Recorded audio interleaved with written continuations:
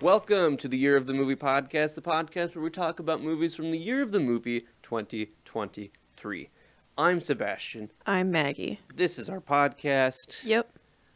Quickly, want to say that at this point, our audio should be back to an acceptable audio for a podcast.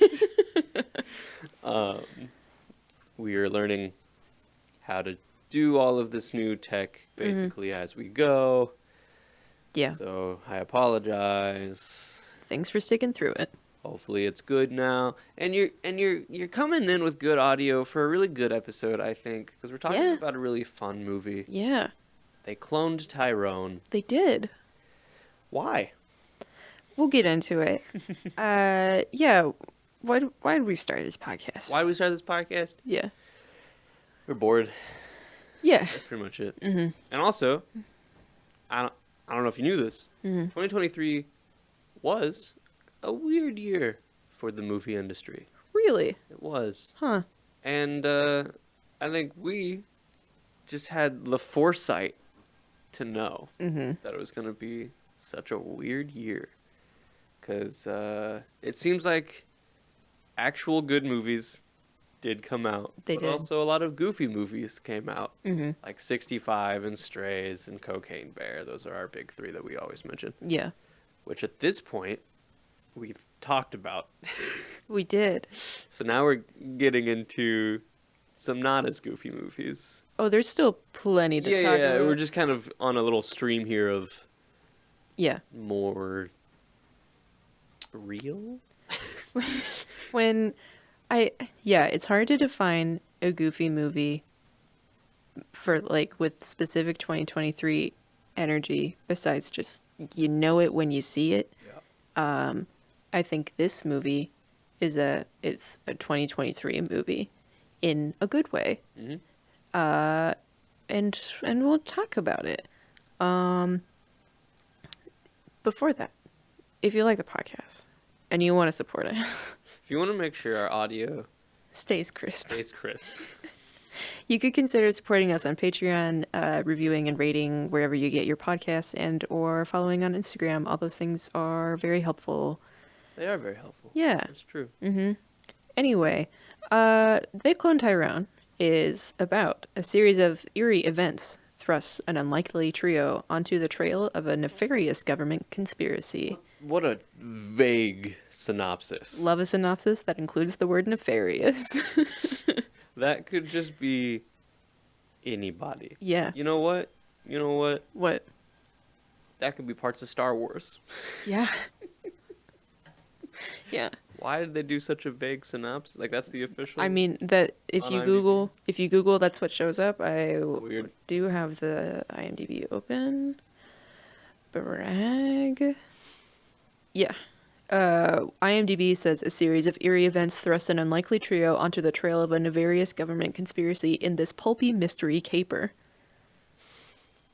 A caper? Love a synopsis that says the word caper. Yeah. What were your first impressions when you heard about this movie? I mean, really, when I first heard about this movie, I just saw a movie called They Cloned Tyrone starring John Boyega. And I was like, sure, that sounds interesting. Yeah. I like sci-fi, and I assume it was going to be sci-fi if someone got cloned. And it was. Yeah. What about you?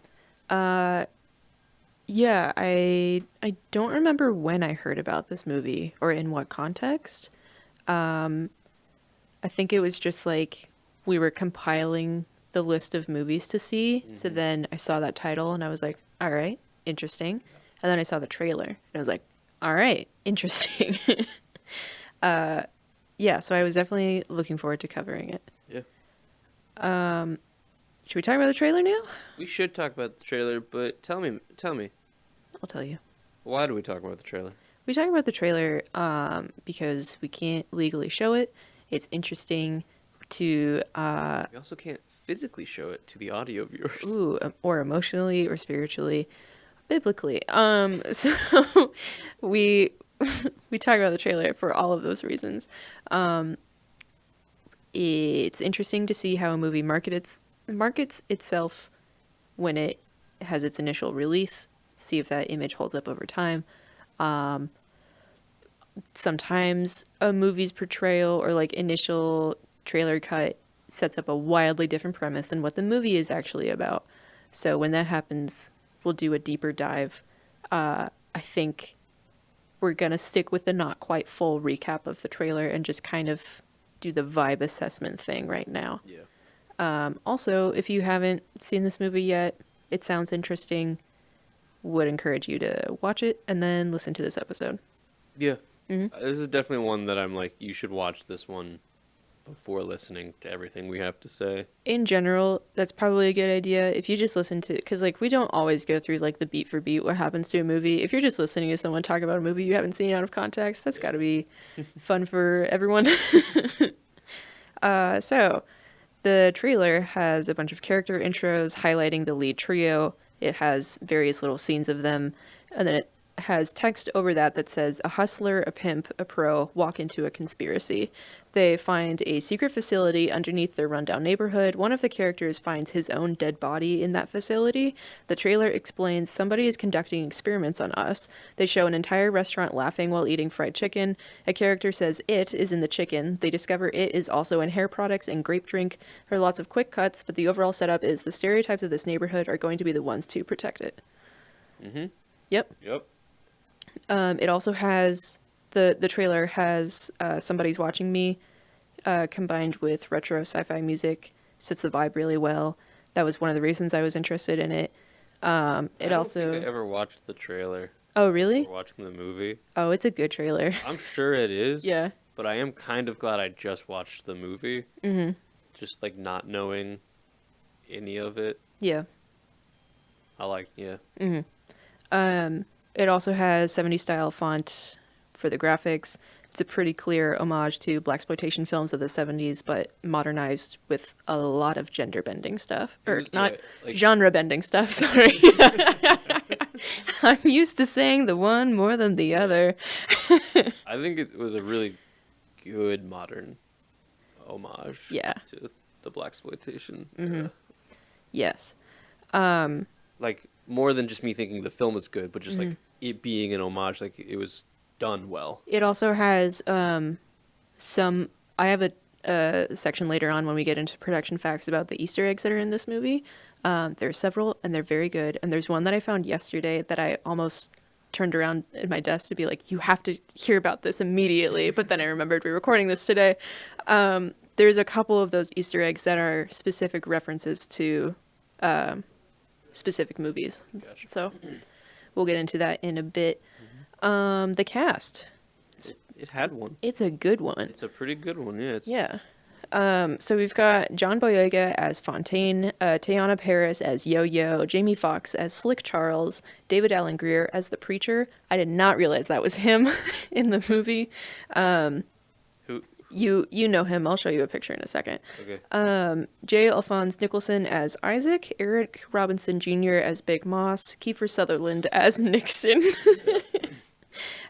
Which he was in a Nixon movie, wasn't he?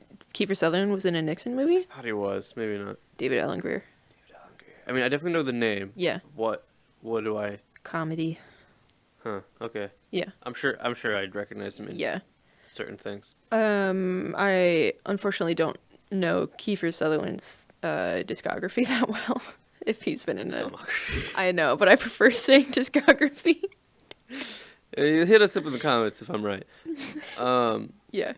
Can I say my little trivia that I found about Jamie Foxx and Teyonah Parris? Oh yeah. This is both of their second 2023 released. No, their first. Yes. Their first released film of 2023. Mm-hmm. Teyonah Parris's second one was The Marvels. Mm-hmm. And Jamie Foxx's second one was The Stray, or not The Strays, but Strays, mm-hmm. which we just talked about. And I just think it's very funny that they had some highs and lows. Yeah. Mainly Jamie Foxx had lows. Yeah. I don't feel like Teyonah Parris had a No. low. If you're in a low Marvel movie, you're still in a high movie. Yeah. Yeah. Yeah. The cast is really good. Everyone has strong performances. I guess spoiler time. Jamie Foxx is the pimp. John Boyega is a drug dealer. Tiana Paris is a sex worker who works for Jamie Foxx. Yeah. And we don't really know what her real name is. Everyone calls her Yo-Yo. And it seems like Slick Charles nicknamed her that because she's always like, I'm leaving, I'm quitting, and then she comes back. Yeah. And then you kind of get implications as to why that happens with the rest of the conspiracy that's going on. David Alan Grier is really only in the one scene as the preacher, but he's got huge hair and yeah he's... God, who am I thinking of? There's a famous, like, it's like a picture of like someone from the 1800s who has the giant. Oh, like Frederick Douglass? That's Yeah. It's very. I feel like. Yeah. Yeah. Isaac is a rival drug dealer, and Big Moss is John Boyega's friend who always has a little portable fan with him. And it's very funny that, like, even as things keep escalating, he's still got his little fan with him to There's keep a him big cool. fight sequence of like a raid, guns and all, and he's still got his little fan. Yeah. And Kiefer Sutherland is also there. he kind of is just also there. Yeah. There's a scene where they reveal him, and it's just, oh, okay, hi, Kiefer Sutherland. Yeah. The good Easter egg is in his reveal. Yeah. So stuff we liked. All of it. The whole movie. Basically. Yeah. Like it. Yeah. Spoilers for our review later. It's good. It's a really solid movie. Yeah. So the performances are great, like we said. The soundtrack of the movie is really great.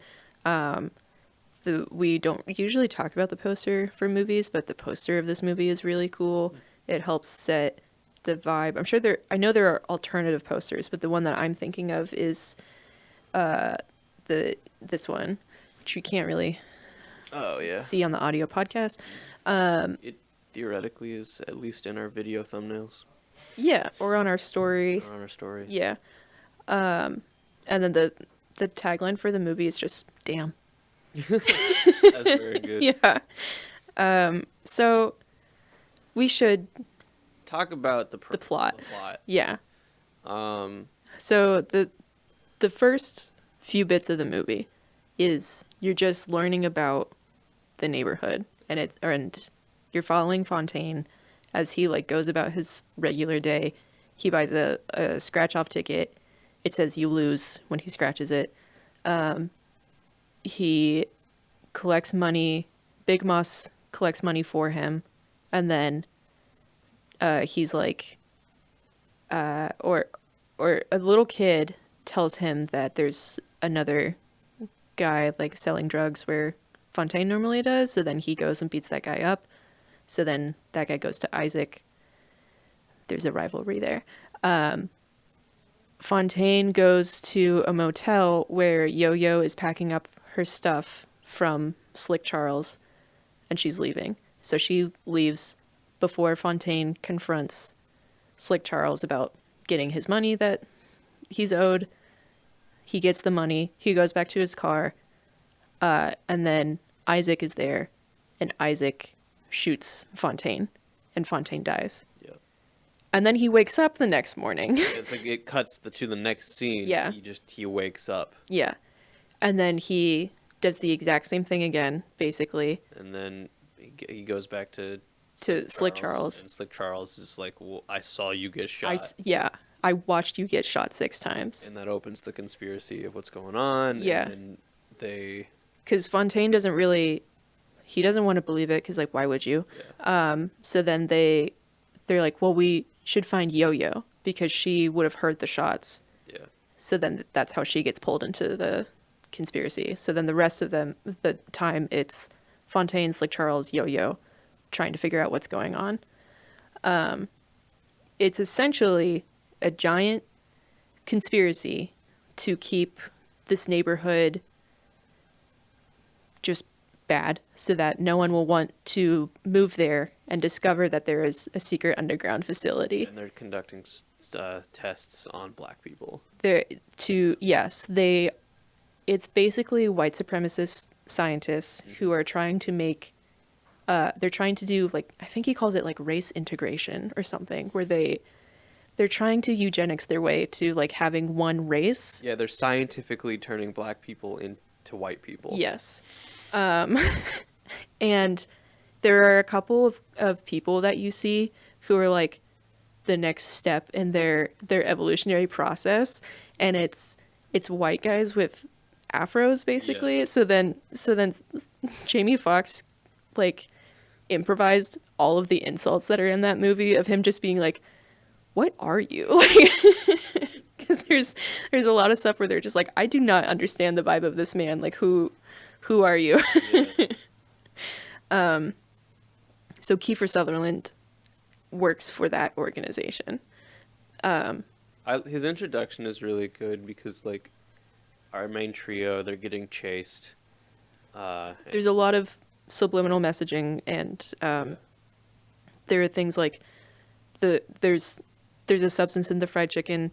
There's stuff in hair relaxer. There's stuff in the grape drink that all gives them like different responses. So then one of the things is there's hip hop played at a club, and then it makes an entire crowd of people chase after them. Yeah, they get hypnotized and they're able to be controlled. Yeah. So like the trio are basically caught, and a car pulls up, and Kiefer Sutherland comes out, and like they think for a second like he's the big bad. They're like, why? Yeah, are you the guy in charge? And he's like, no, but you'd love my boss or something. Yeah, and he's like, you can basically think of me as mall security. Yeah, which is really ominous and off-putting because you don't really think of mall security as a threat. And it's also weird to hear the place that you live being referred to as a mall. There are some wild implications with that. Yeah. Yeah, so that happens. He basically, like, Kiefer Sutherland reveals that there's like a sleeper agent response that they all have where he can just say a phrase and they will freeze. They'll freeze. They'll do whatever he tells them to do because they're clones. It doesn't work on Yo-Yo. She's not one of them. She is part of this, but she's not a clone because they specifically say that she's not valuable enough. Yeah. That it seems like all of the black women that are in the neighborhood are cheaper to make somehow. So then they just say like, you're all replaceable, you're all the same, but like these guys are more expensive to make. Also, the driver of the car is played by John Boyega. It's another Fontaine. Yeah. But they call him Chester. Yeah. I was like, when I was looking up stuff about the movie, some of the things referred to John Boyega as playing Fontaine / Chester / another character we haven't mentioned yet. Yeah. And I was like, are we going to have to do a spoiler alert when we talk about the cast of the movie? So yeah, all of this is happening. Fontaine and Slick Charles basically decide after that, like, they don't want to be involved anymore. Yeah. And then Yo-Yo is like, why? Or like, how could you think like that? So she's the one that's still active. She talks about how she always wanted to do something with her life. She always wanted to leave the Glen. That's what it's called. They show you that, like, she's really smart and capable. Like, she did well in school. And she has all these awards in her room, and she read a bunch of Nancy Drew novels. She loves Nancy Drew. And there's a part where she basically writes like this whole explosive expose and puts it in the mailbox to send it to the Washington Post. And she's in like this Carmen Sandiego outfit where she's trying to be like incognito, but she's so obviously a spy. Like, she's got a hat and sunglasses on and then a trench coat. Yeah. And then her friend across the street is like, hey, Yo-Yo. And then she gets kidnapped by the organization. Fontaine and Slick Charles basically realize like they're lives have no meaning. Like it's not worth it to go through the motions Yeah, they're just if it's giving all up. fake. Yeah. So then they decide to go and rescue Yo-Yo, and they destroy the lab. They release all of the clones.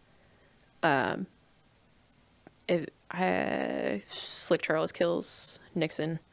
Yeah, Kiefer Sutherland. Kiefer Sutherland. Slick Charles used one of his clones as a decoy, Mm-hmm. basically.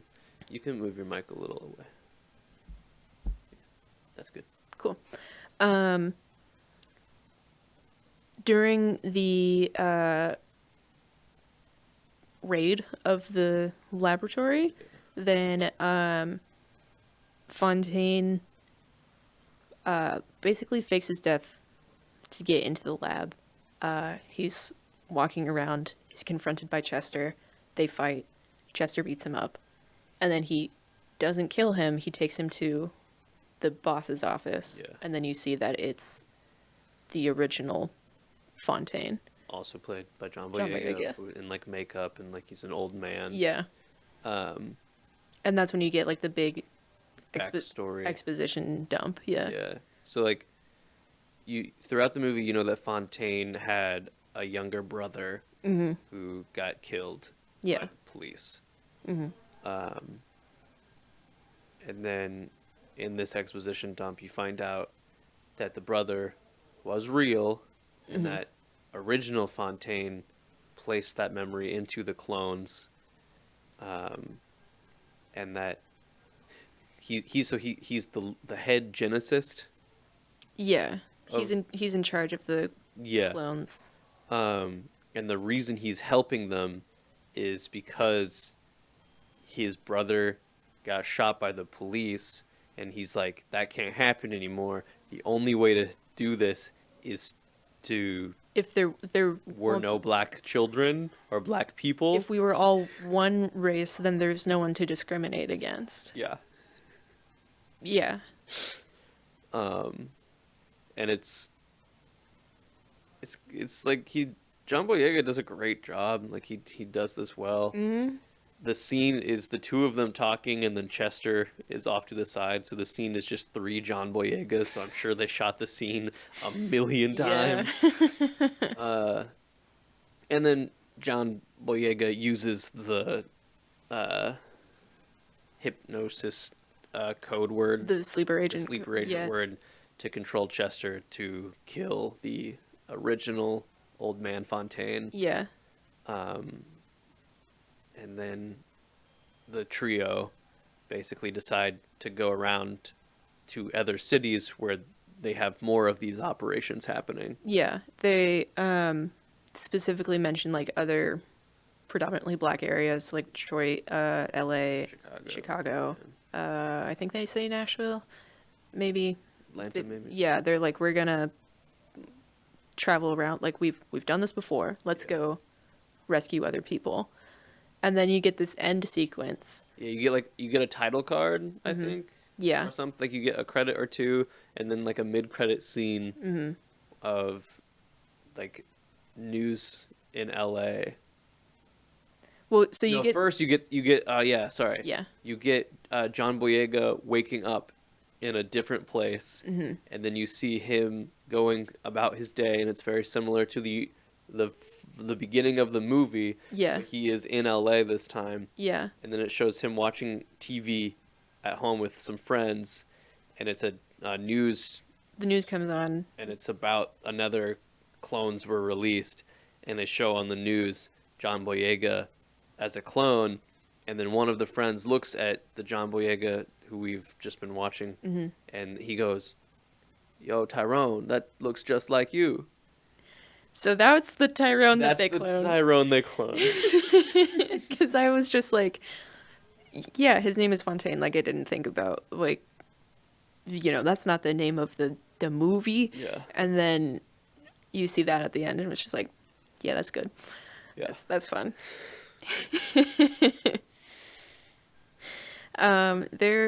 So some notable stuff. This doesn't take place in a specific time period, or it technically takes place in our current time. Yeah. But The The costumes are like very specific. the styling, yeah. Jamie Foxx specifically, his character is like the most 70s or just like what you think a pimp looks like. And then with Yo-Yo, there's more like 90s, early 2000s kind of styling that they were going for. She 80s. some 80s, yeah. Yeah. There is I've watched a decent amount of behind the scenes stuff, and she was saying that they were mostly going for early 2000s for her. Oh, really? Yeah. John Boyega is just kind of like in a hoodie, Yeah. but They all have like themed colors. yeah, John Boyega's green. mhm, Leo's yellow. yeah, Slick Charles is red. red. Yeah, like Yeah. maroon. They all have like different phones. Like Slick Charles has a flip phone, and Yo-Yo, I know she pulls out her phone at one point, but like it's in a weird time period where like there's enough mix of everything going on that it doesn't really matter. A lot of that was very intentional, of like the director saying that he wanted it to be like this place was forgotten by time, like very intentionally by the organization. And then a lot of the styling of the research facility, he was saying, was like if MK Ultra just never stopped. Which, Yeah. yes. Yeah, we like paused it for a second when we were watching it, towards the very beginning, and we were like, this has got a lot going on. Yeah. I can't quite tell when this is taking place. And then by the end I was like, yeah, It does. it does. Yeah. We haven't mentioned there's one character in this. It's a kid. Oh yes. His name is Junebug. Yeah. Yeah. Yes. He's just like some kid in the neighborhood that seems to like help Fontaine out, basically ratting on people. Yeah. But they have a good relationship where basically it's a little brother. He talks to him about SpongeBob. Yeah. And then he the kid calls Fontaine. He's like, "Oh man, you're a Squidward." And Fontaine looks over like upset. He's like, "I'm not Squidward." So the kid is like, "So you do watch SpongeBob?" And it's very good. And Yeah. Like it sort of seems like the kid kind of helps Fontaine like get back out of the giving up on life a little bit. Well, there's a specific, so he decides like, I'm out, like I don't want to be a part of this anymore, and then Yo-Yo is like, come on, let's keep going. Like she's trying to get him to keep investigating, and he's saying like, this is all fake. I am what they made me. There's nothing here that's worth protecting and preserving.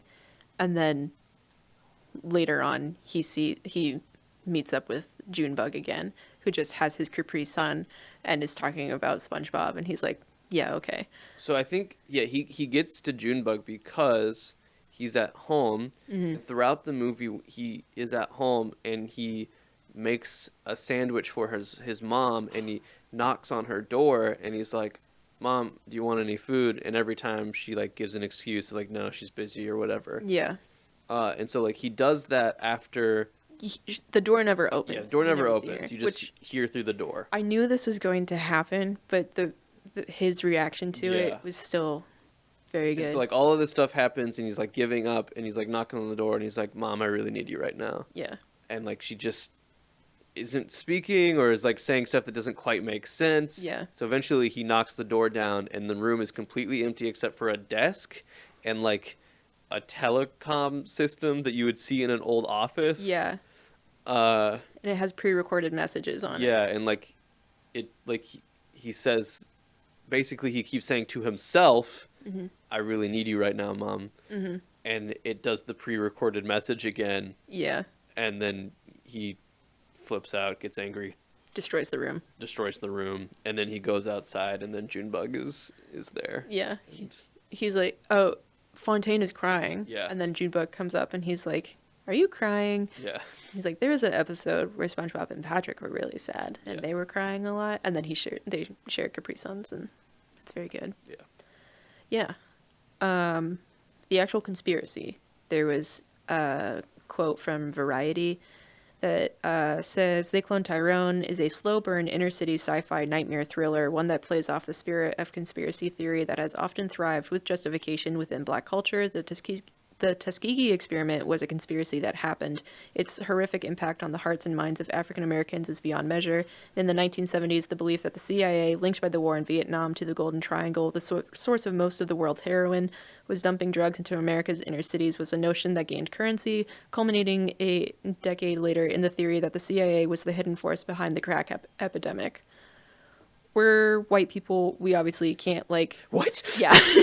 We obviously can't relate to this on, like, a personal level, but, like, there's a lot here that is the conspiracy theory element being closely tied to being black in America. Yeah. 100% makes sense for this movie.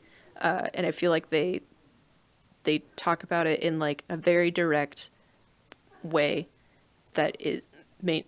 It sucks to say this, but it stays very entertaining the entire time, or it like it all fits within the vibe of the movie, and I feel like it handles everything very well. Yeah, it does. Yeah. If you like the show Atlanta, yeah, you would like this movie, especially like the last 2 seasons of Atlanta, which I know people weren't as into. I loved the last 2 seasons of Atlanta.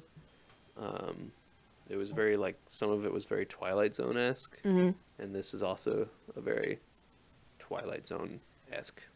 I saw this movie get compared a lot to Sorry to Bother You, which I still haven't seen. I liked this more than Sorry to Bother You. I know enough about it to know that the ending really lost people in that movie. Yep. And the ending of this didn't lose me. No. Reviews did not like it. Really? We'll get there in a second. Yeah. It's my next bullet point, but there's just a fun bit that I liked is the humor that stays throughout the movie of like these 3 characters all relating to each other. Yo-Yo and Slick Charles specifically are like they kind of go back and forth between being the comic relief. Yeah. And there's a scene where they're like, they find another elevator in a church. So they go down the elevator and they know what they're about to find this time. And the first time they were really freaked out, like they all pulled their guns out and they were just like nervous at each other. And then this one is Slick Charles just starts singing, and then Yo-Yo joins in. So it's just the camera stays on Fontaine as he's just listening to them behind him, and he's just so confused but not doing anything about it. And that scene, I was like, that's gotta be like, that must have just been a random take. And then they did that, but that scene was written into the script, and then Jamie Foxx just did a different song each time. Good. Yeah, I thought that was fun. Because like also like it's a pretty serious movie. Oh yeah. But like the comedic elements are really good and never takes you out of like what's happening. It's the pacing for the most part. Yes, I think it's good. The ending, they raid the place. It's shown that it isn't just specific to this location. They're gonna, like, there's an implied continuation. Reviews that I read, I didn't pick out a specific quote, but reviews I read said that the ending can't really live up to the weight that the rest of the plot puts on it. They're saying, like, the initial premise is so much that there's no way that you could end it in a satisfying way. And I disagree. I mean, I understand what they're saying, and I can see how Fontaine killed OG Fontaine is not satisfying. One of my small complaints is about that scene of just like, you would think that it's not just anyone who says the sleeper agent code word. Oh, but it's like them. Yeah. It's like them specifically. Or that it wouldn't work if clones said it. Yeah. Yeah. Like you'd think that there would be something. So like I was a little like, it feels a little cop out-y, that part, but it wasn't big enough for me to be like, this ruins the ending of the movie. Yeah. And then them showing that they are going around Them actually showing Tyrone. And then they're showing like just like freeing other cities of this terrible thing too. Yeah. I was like, oh, that's a good happy ending of like it's still kind of up in the air, but like you sort of know that everything's resolved. Yeah. It's optimistic. Optimistic isn't quite the right word for like the tone of the rest of the movie, but it's good, happy, uplifting note. The code word thing didn't, like, if I'm thinking about like the lore of a universe, for sure probably would have bothered me a little bit, and like they probably should have put in some sort of safety switch genetically or whatever, and would have done that. Or like at least like the clones wouldn't harm the lead geneticist. Yeah. Right. Geneticist. Bad guy. That didn't bother me that much, just because the overall message of the movie is like the community works together to overthrow the bigger force. So like the power in numbers thing, like just doing one thing of like standing up to an authority goes a long way. I also think that like this is a pretty cathartic message, of like racism in America is pretty widespread, and it's in a lot of wild places a shocking statement. So then like the whole idea of like, yeah, it is a conspiracy and it's everywhere and it's intentionally out to get you, and then having the bad guys die in the end, great message. Did you want to talk about any other tiny complaints that you had before we get to production facts? The other one was just like the beginning of the movie. I didn't think was. I don't know. The beginning didn't draw me in. Mm-hmm. But probably if I had seen the trailer, then that would have been enough. But having not seen the trailer and just watching up until he gets shot for the first time, I was just like, I don't fully care. Yeah. It was very based in realism. It didn't really sprinkle in something's wrong, except for a shot that is in the trailer of, I think maybe it's after he gets shot, but there's a part where Fontaine is at the convenience store and he looks down the street and there's a guy walking down the street shot in the chest. That's after he gets. That's after, okay. Yeah. And then because that I liked. Yeah. That, if it had been before he got shot, I think probably would have been enough for me to be like, woo. Yeah.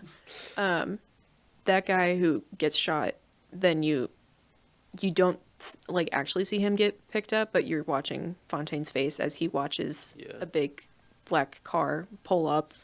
You hear the guy screaming, and then they put him in the car and go away.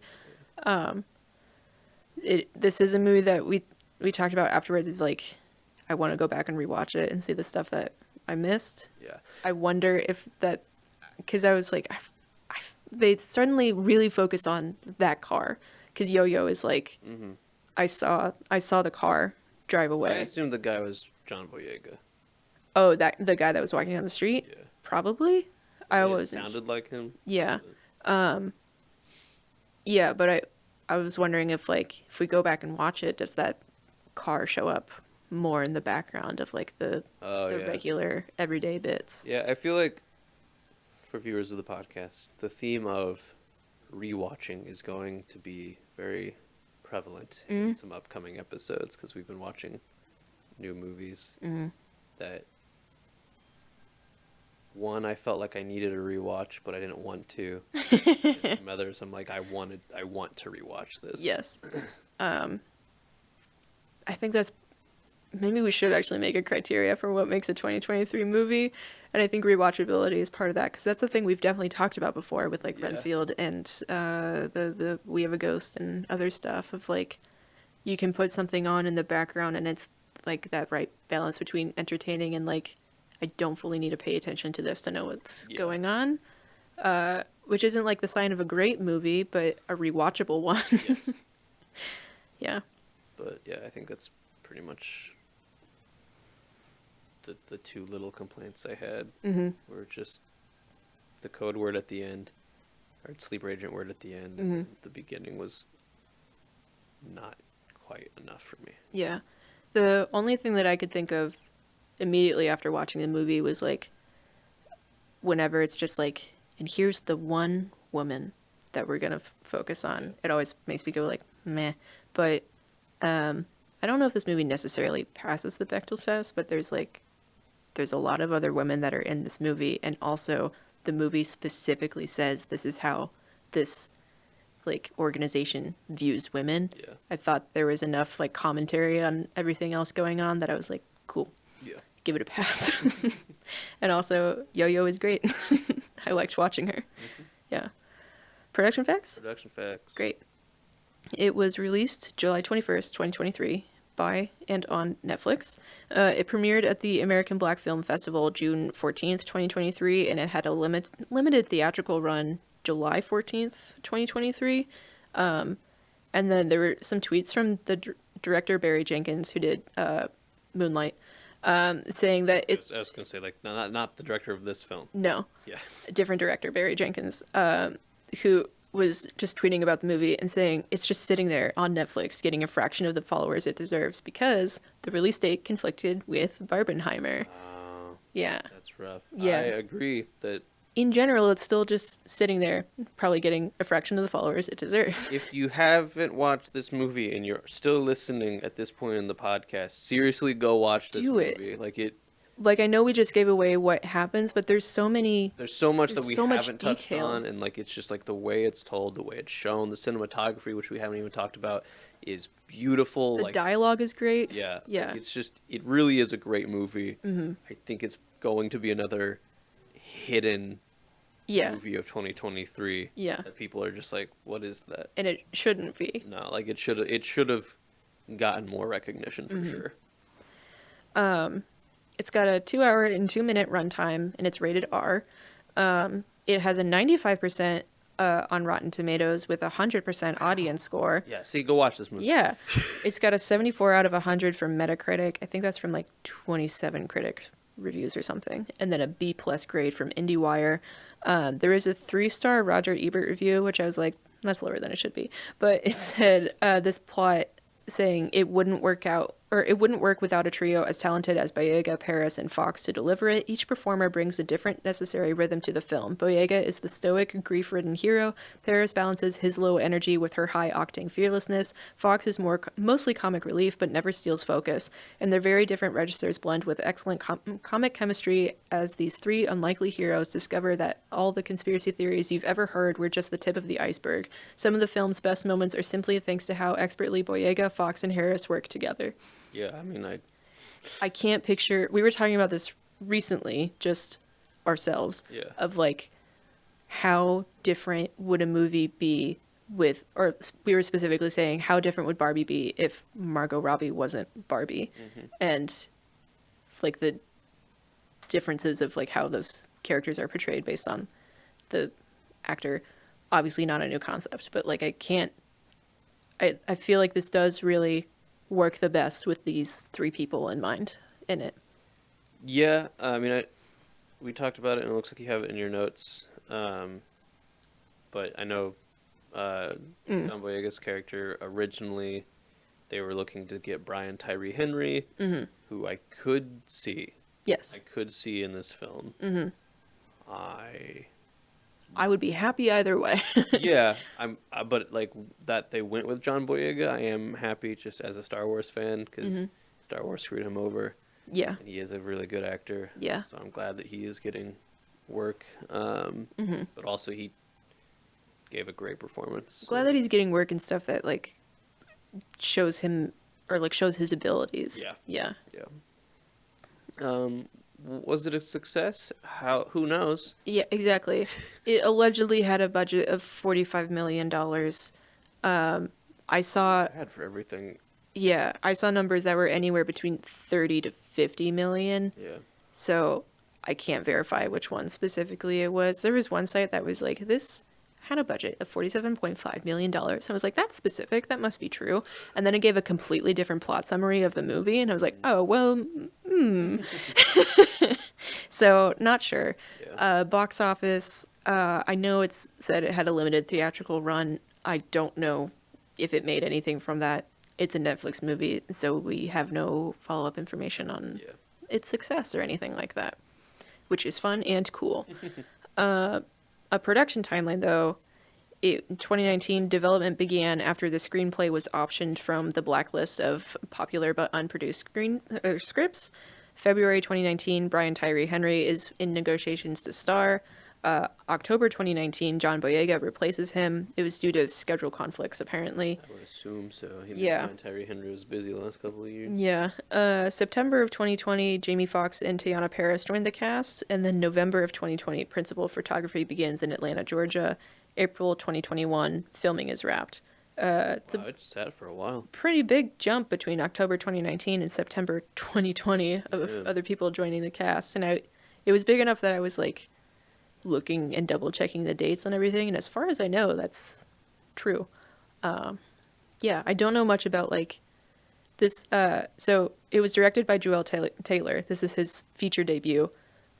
He also co-wrote and produced the film. I don't know specifically how he got it in front of eyes, because I watched a bunch of interviews that he was doing where he was like, yeah, I didn't really consider filmmaking until I was in art school and I was a bad art student. And then we did one project where we made a film and I was like, I made a good film. So it doesn't seem like he's a Nepo baby or anything that I could tell. It's like he and his co-writer, whose name is Tony something, Tony Rettenmeyer, it seems like they just cranked out a script every couple of months and put it out into festivals and markets, and it worked. Joel Taylor also listed They Live, Groundhog Day, It Follows, and Napoleon Dynamite as influences on this film. So funny to put It Follows and Napoleon Dynamite in any category together. He also said in an interview, this film is like if the Truman Show drank a bottle of vodka. I was like, yeah. He also thought that the film was too ambitious to pitch to people with himself attached as the director. That's the biggest surprise, is that he was able to... Yeah, he was like, when he was talking about that process of them, also, the one benefit of covering a Netflix movie, they do so much behind the scenes promo. So researching this was great. But in one of those videos, he was talking about like when they were out there just submitting scripts to everything and doing like setting deadlines for themselves, basically. That he was like, this was the idea that he had for a while, where he was like, I would love to do this, but realistically, maybe I could sell it to someone. Like that was the only version that he could picture that it would ever get made. So good job. Glad he got it done. Destroying the lab at the end of the movie, they only had the one take to do it. Wow. Because they didn't want to reset everything. And also like you cheat stuff with CGI and whatever, but it's also a pretty big set to have to then reset everything. So they just did it. He said they really blocked stuff, got people hyped up, and then he was like, they cut the music, and then he went action, and then they just went wild, like just tried to maintain the momentum and the energy of everyone, so that like they knew what they were doing, but then they also weren't being like robotic about it, and it felt realistic. Jamie Foxx was hospitalized from his various health issues that he had last year just before the film promotion began, so he wasn't part of the press tour. Which he is the John Boyega is obviously a big name, but no, Jamie Foxx. Jamie Foxx is the biggest name that's attached to this movie, so that could have been part of why it was under the radar a little bit, is he wasn't able to help promote it. Yeah. The Easter eggs. So there's one of those videos behind the streams. So there's the posters of the missing woman, and then you see her abduction play out throughout the movie. So in that intro, then you see a woman, just like an extra, basically, or like she's just there, pull up, says hi to someone, like walks inside the store. And then later on, you see her missing poster, and then you see her in the underground facility. Yep. And then you see her reuniting with her family at the end with the news coverage. So, like, you watch all that play out, which is one that we both noticed while we were watching the movie. There's some references to specific blaxploitation films with Fontaine buys Anaconda Liquor, which is from Black Dynamite, which Joel Taylor got permission to use, and he was very excited about. Yeah. And then Jamie Foxx's jacket is a homage to Ron O'Neal's character in Superfly. Erykah Badu re-recorded her 1997 song Tyrone for the film and changed the lyrics to fit the story better. So there's like a specific one where she says, every time you come around, you gotta clone Jim, James, Paul, and Tyrone instead of you gotta call. She did basically the whole song. It's the end credit song. The one that I was most excited about was there's a hidden Morse code message that's in the scene when they're chased by the crowd. So they did there's always that conspiracy theory of like the subaural frequencies of like there's something that's just underneath the level of human ears that we can hear, and that influences people. Mm-hmm. So they did that. And they included Morse code instructions that like you can pinpoint, like the Morse code beat, telling the crowd to go chase these people, and like telling them to stop and surround the car. And then Kiefer Sutherland happens, and then they're driving away, and his car is playing music, and the beat says "carry on," and then it releases everyone. Weird. Like, that's really cool. So cool. There's a lot of thought into that. Yeah. Which, like, never would have noticed if she didn't point that out. So I appreciate the detail that's in this movie. Yeah. Anything else? Oh, yes. So I have a new segment because I found some terrible trivia on IMDb. So this is my new segment that I'm calling Terrible Trivia? I Am the Worst. That is better than alliteration, actually. Yeah. So someone put this trivia on IMDb for They Cloned Tyrone, and it says, this film, talking about They Cloned Tyrone, and The Goonies, 1985, share some similar plot points. If you think about it. As follows. And then the first one says, both films center on a group of people. Coincidence? In The Goonies, it's a group of friends called The Goonies. In this film, it's a trio of morally great people who, to survive, they work unsavory occupations. In both films, the neighborhoods where the main characters live have nicknames that start with a G. In The Goonies, the characters live in the Good Docks area of Astoria. And in this film, they live in a neighborhood called The Glen. Both films show the main characters dealing with neighborhood issues. Both films involve the group going on a misadventure due to trying to resolve an issue and due to opportunity. I'm not stripping this down. That is just what that says. It just described plot. A conflict. Like, both films show one of the main characters being taken hostage at one point. Pretty exciting. Both films end with the mysteries being exposed by the press. And then, like, there is a lot more, like, video viewers, you can see all of this text. Like, it goes into, like, breaking down specific things from the movies. But it is just, like... No. Yeah, that's not trivia. It is not trivia. I really hope that this person is just on a quest to be like, did you know that Heat is just like The Goonies? Did you know that if you strip down a movie's basic premise and plot and conflict, that it's likely to share another movie that you have taken and stripped its basic premise and conflict? And that movie is always The The Goonies. Goonies. So that's my segment that I'm calling I Am the Worst. Love this conspiracy theory that every movie is The Goonies. Cinema peaked with The Goonies. Yep. We've been saying it for years. So other than that, I've got nothing. So I think we're on to our rating Yep. for this movie. I'm changing mine. Oh. 0 out of 4 is, oh no. Oh no. Why have you made a movie? It's like Snape underwater. I'm making a movie. 1 out of 4 is that was a movie. 2 out of 4 is that's a well-made movie. 3 is enjoyable and kind of technically good. And 4 is like Oscar-worthy. Wow. Wow. Wow. Wowza. Wow. Ouchie. Ouchie? It's so good it hurts. Ooh. I gave it a 3 out of 4 originally. Mm-hmm. I'm moving it up to a 4. Yeah. I didn't want us to disagree. Our first fight. I also gave it a 4. Yeah. Yeah. I think just talking about it and thinking about it more, my 2 little complaints aren't enough to.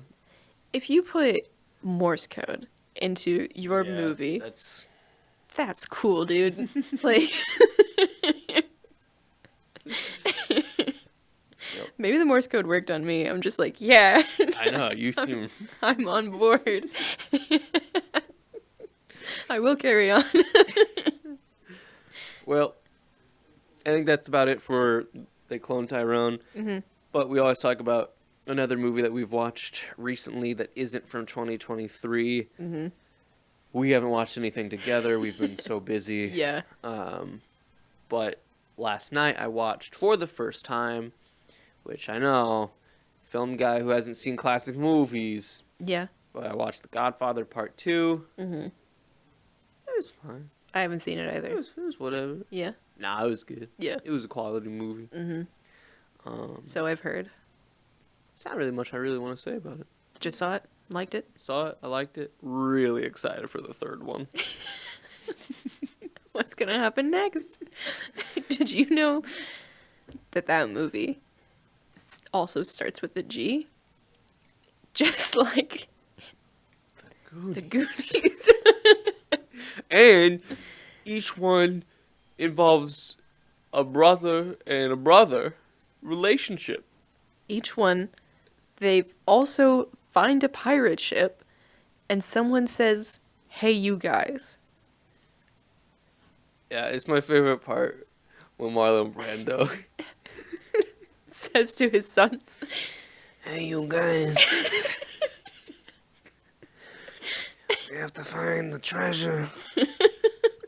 Each time an orange appears in the Goonies, someone is about to die.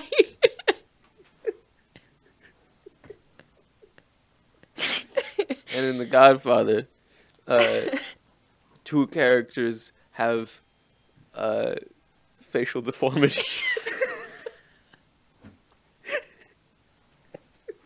That one's just in The Godfather, though. Yeah. But yeah, Godfather Part 2 is good. Yeah. Have you watched the movie? Not really. I've still just been watching through Starstruck Odyssey from Dimension 20, so it feels like a movie, but it's not. That's fair. Yeah. So. Nope. Well, I think that's pretty much it then. Mm-hmm. We joked about me doing Marlon Brando voice for the entire episode. Yeah. So, if you want to see that episode, subscribe to our Patreon. Right. We're gonna record that right after this. Yep. Have the exact same conversation. It's gonna be a bonus episode.